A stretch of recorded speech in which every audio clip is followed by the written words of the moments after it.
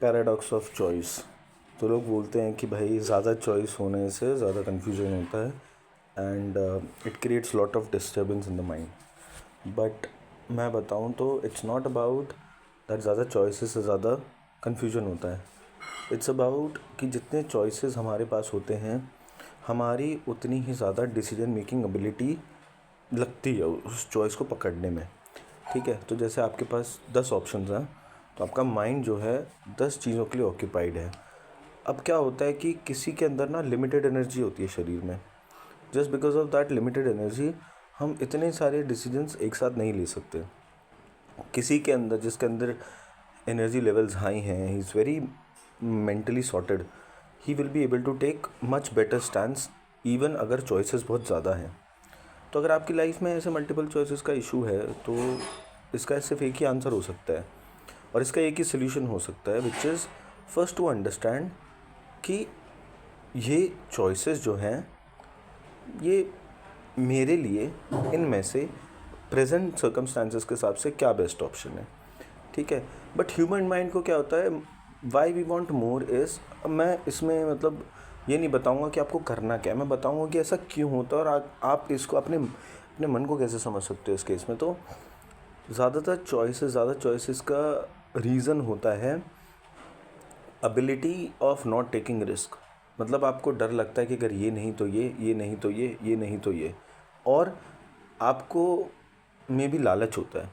तो आपको ये समझना है कि क्या ये डर की वजह से है जो इतनी सारी चॉइसेस हो रही हैं, या फिर ये लालच की वजह से है।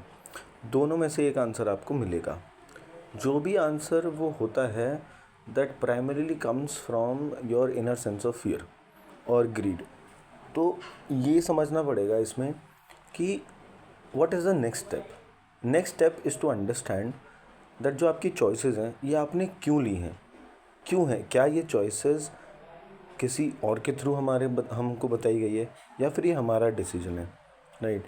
क्योंकि एक मैं आपको बहुत अच्छी लाइन बताता हूँ, मैंने किसी क्रिएटर से यहाँ पे सुनी थी एंड वो इस चीज़ में मतलब एकदम माइंड बॉगलिंग चीज़ है ये, कि आप जो चाहते हो वो आप पा सकते हो। ठीक है, तो जो भी आप चाहोगे वो आप पा सकते हो, बट आप जो चाहोगे वो नहीं चाह सकते। फिर से रिपीट करता हूँ, जो आप चाहते हो whatever you want to do वो आप पा सकते हो, वो हो सकता है, बट आप जो चाहोगे उस पर आपका कोई कंट्रोल नहीं है। तो क्या होता है ना कि इतनी सारी चॉइसेस इसलिए हैं क्योंकि एक आउटर वर्ल्ड है, सोशल मीडिया है, आपके सर्कल है, फ्रेंड्स हैं, पीपल हैं, लोग हैं आपके अराउंड, आपको हर बार एक नया आइडिया थ्रो करते रहते हैं। और क्या होता है कि आपके अंदर मोर चाहत क्रिएट की जाती है। चाहत आपकी नहीं होती, आपके अंदर क्रिएट की जाती है, और सोसाइटी में वही चाहत ज़्यादा क्रिएट की जाएगी जो कुछ ग्रुप ऑफ लोगों को बेनिफिट करे, right. So that is one of the case with it. तो आप ये समझो कि चाहतों को समझना बहुत ज़रूरी है। आपको अपने आप से क्यों वाले सवाल पूछने पड़ेंगे, क्यों मैं ये चाहता हूँ, क्यों ऐसा है।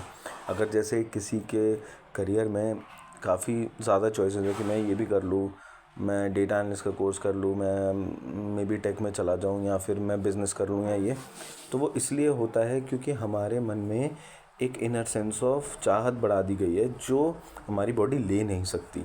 और जब चाहत बढ़ेंगी तो आप समझो कि आपका जो जैसे हैप्पीनेस यहाँ पर है, अब आप यहाँ हो और आपका जो टारगेट है वो यहाँ है, अब इतना गैप है बस, लेकिन आपकी चाहत बढ़ा के यहाँ से यहाँ पहुँचा दिया एंड रूफ एकदम क्रॉसिंग द रूफ हो गया। तो क्या हुआ, अब इट इज़ वेरी ईजी ना कि अब आपका जो डिस्टेंस है वो बहुत ज़्यादा है। अब क्या होगा, आप बुराई तो फील करोगे। अब जब बुरा फील करोगे तो आपको पता है आपको क्यों अनहैप्पी फील कराया जाता है। मैंने पिछले वीडियो में बात की थी कि भाई ये एक इकॉनमी है, दुखी आदमियों की ज़रूरत है इस दुनिया में, and the more unhappy you are the more better it is for the economy. क्योंकि खुश आदमी को कुछ बेचा नहीं जा सकता। तो इन चाहतों को कैसे टैकल करना है और इन चाहतों को समझने के लिए एक फ्रेमवर्क होता है। वो फ्रेमवर्क मतलब एक चेन ऑफ थॉट से समझना होता है, डिसीजन मेकिंग एबिलिटी लगती है उसके लिए। तो अगर आप उस चीज़ में इंटरेस्टेड हैं, you can stay tune for my next video, मैं उसको इन डेप्थ में कवर करूँगा।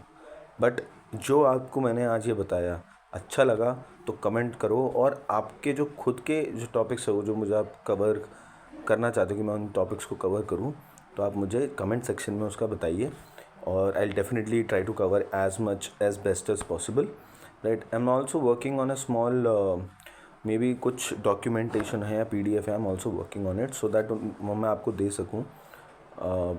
For this video you can definitely share your thoughts.